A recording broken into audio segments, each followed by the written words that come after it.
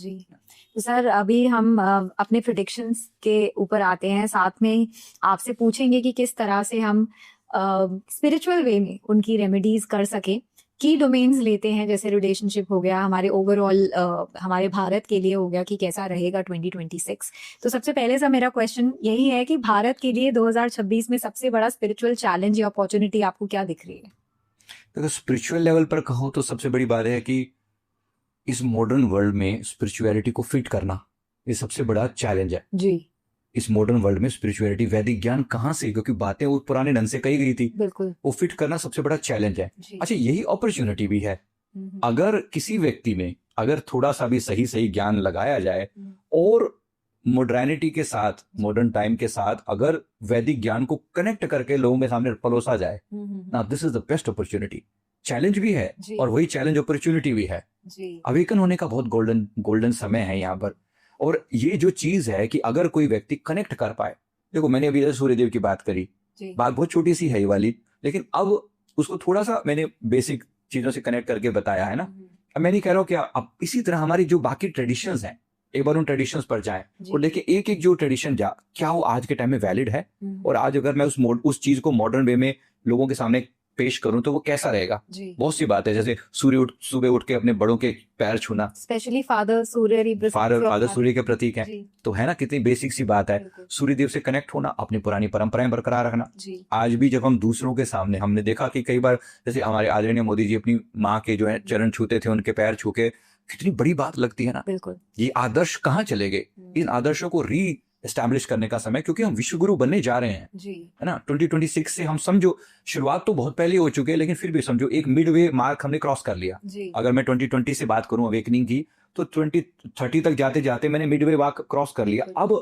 अब हम विश्व गुरु बनने की तरफ हैं और दुनिया देख भी रही है। कहीं ना कहीं सनातन एक तरीके से सोया हुआ जागा है। जब से अपना राम मंदिर बने हैं, तब से देखो एक नई लोगों के अंदर अवेकनिंग आ रही है। प्राउडली हम कह सकते हैं, हाँ मैं गर्व से कहता हूँ मैं सनातनी हूँ, है ना। कभी लोग कहते हुए डरते थे, अभी धीरे वो अवेकनिंग आ रही है। और देखना ये सूर्य ऐसा जगमगाएगा सनातन का, ये सारी दुनिया देखेगी। जी। तो आपको लगता है कि 2026 में हमारा जो वैदिक ज्ञान है वो भरकर ऊपर आएगा? डेफिनेटली आएगा, पर हमें लाना भी पड़ेगा। यानी कि वो अपने आप नहीं आएगा, हम सब उसके लिए रिस्पॉन्सिबल हैं। और मैं धन्यवाद करता हूँ आपके इस चैनल को, जहाँ पर आप ये सवाल कर रही हैं, और आपका शुक्रिया अदा करता हूँ इस बात के लिए कि आप सवाल करें। बड़ी बात है ना, कम से कम कोई सोच तो रहा है। आप सोचोगे तो आंसर भी आएगा, डेफिनेटली आएगा। सकल पदार्थ हैं जग माही, कर्म ही नर पावत नाही। मिलेगा उसको जो जो डिमांड करेगा। हाँ मुझे चाहिए, हाँ मुझे अवेकनिंग करनी है, हाँ मुझे, मैं सनातन के साथ हूँ। आप थोड़ा सा प्रयास करो, देखो चीजें कैसे ग्रो करेंगी। तो प्रत्येक व्यक्ति अपने लेवल पर प्रयास करे। मैं रिस्पॉन्सिबल हूँ सनातन के लिए, आप रिस्पॉन्सिबल हैं सनातन के ग्रोथ के लिए। जब विश्व गुरु बनेंगे तो विश्व गुरु कोई ऐसे नहीं होगा ये विश्व गुरु बैठा है, ऐसा नहीं होगा। विश्व गुरु जब भारत बन रहा है, भारत का मतलब है उसकी कलेक्टिव कॉन्शियसनेस में मैं भी तो शामिल हूँ, आप भी तो शामिल है, हम सब शामिल हैं। तो अपने आप को उसका हिस्सा मानते हो कि मैं उस कलेक्टिव कॉन्शियसनेस का पार्ट हूँ जो इस समय विश्व को लीड कर रही है, स्पिरिचुअली लीड कर रही है। और अगर मैं उसका हिस्सा हूं तो मेरे अंदर क्या वो गुण है लीडरशिप का? ना, ये टाइम सूर्य का समय, लीडरशिप बनने का समय। पुरानी जो बॉन्डिंग्स पड़ी हुई थी, पुरानी जो धारणाएं पड़ी हुई थी, उनको तोड़ने का समय। जो लोग अभी देखना धर्म शिफ्ट होंगे लोगों के, अच्छा। इस साल में आप देखोगे धर्म शिफ्ट होते दिखाई देंगे। अच्छा। बहुत से लोग अन्य धर्मों को छोड़कर सनातन अपनाएंगे। अच्छा। ये बहुत बड़े लेवल पर आप शिफ्ट होता हुआ देखोगे, बड़े लेवल पर। मतलब ऐसे ऐसे कंट्री जो टोटली दूसरे धर्म के हैं, मैं नाम ना लूं तो भी ठीक है, मतलब जो मुस्लिम क्रिश्चियनिटी में तो अटके पड़े हैं, सीधी सीधी भाषा में वो शिफ्ट होते हुए दिखाई देंगे आपको। लोगों में एक अलग तरह की अवेकनिंग चालू हो रही है। हम सभी प्रयास करें अपने धर्म को, यानी कुछ भी, कम से कम मुझे अपने धर्म पर गर्व है, यहाँ से मैं शुरू करूं और मैं अपने धर्म की को कम से कम 1 घंटा जरूर देता हूँ। कुछ तो मैं करूँ ना, बिल्कुल, अपनी उन प्रैक्टिसेस को मेंटेन करने के लिए जो हमारे सनातन ने करी। हम अपने त्योहारों को खूबसूरती के साथ मनाएं, ना स्पिरिचुअलिटी के साथ मनाएं।